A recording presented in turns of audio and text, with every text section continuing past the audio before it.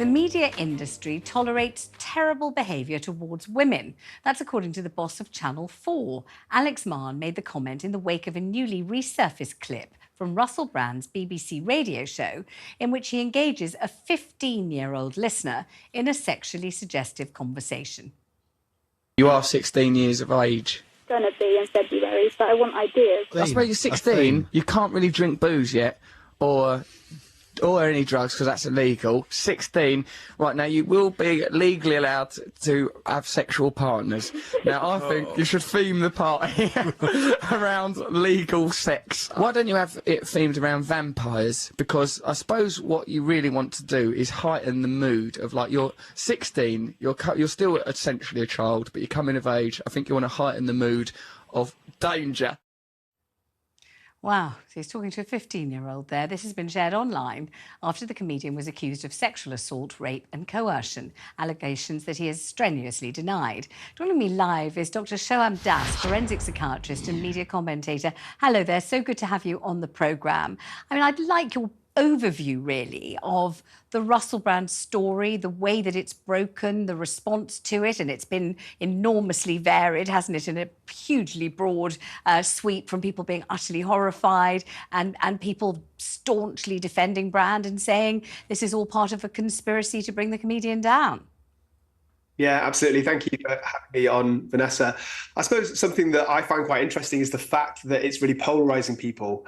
As we tend to do, people are making judgments without having heard all the evidence yet or knowing all the evidence yet. And I think that has a lot to do with how Russell Brand projects himself. You know, he is this Lothario, he is this flirtatious, cheeky chappy. So if the allegations are correct, I think that he's kind of hiding in plain sight by his lewd behavior, I should say.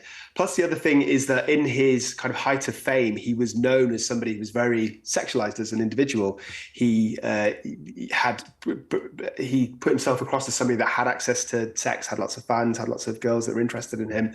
So I think some people assume that a person like that wouldn't sexually offend, but that doesn't make sense to me, because there's not really a template or an archetype of what a sexual predator is. We assume that it's somebody who's, you know, awkward, can't talk, is not charming, not somebody who's likable and sounds intelligent like Russell Brand, but that's not actually a sensible way of judging an individual. I mean, I think I was one of many people to believe exactly what you've just said. Nobody should really believe because you don't think it makes sense, which is somebody who is famous, attractive, wealthy, very, very vocal about promiscuity, would have and did have, because I sometimes was on programs where you could see this going on with him, you know, an absolute endless flow of girls and women happy to, delighted to have sex with him. And they knew that they were one of many, many, many, many. We heard from one of the runners, didn't we, on one of the Big Brother spin-off shows, that sometimes 5 different women a day, that kind of a thing. And I think we thought, or many people thought, that the women knew, but were still happy to have sex with him, sort of, I think, maybe took it as a badge of honour.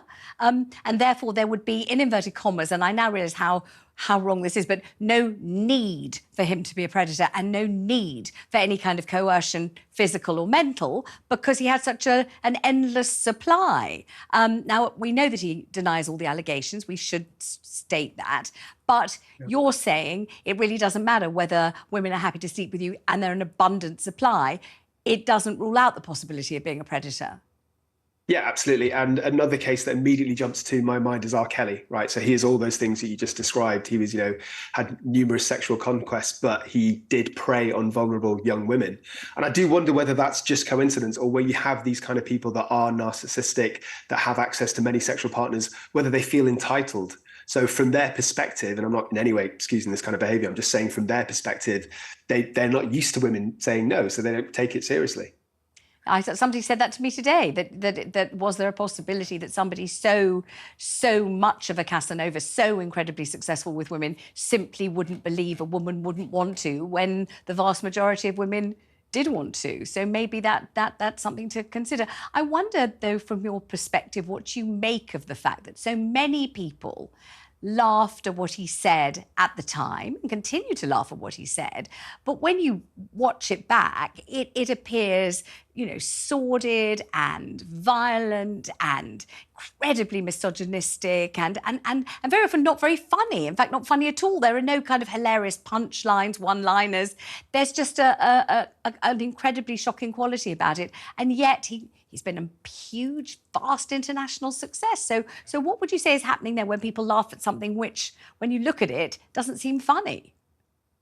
I think it's all about the image that he projects, right? So if that is part of his banter, is being outrageous and being flirtatious, then I'd have to use the same phrase as I said earlier in this conversation. It's like hiding in plain sight. Where do you draw the line between somebody that's just intentionally being a bit risque to make everyone around them laugh? Where is that line in the sand where it actually goes beyond that into sexual assault?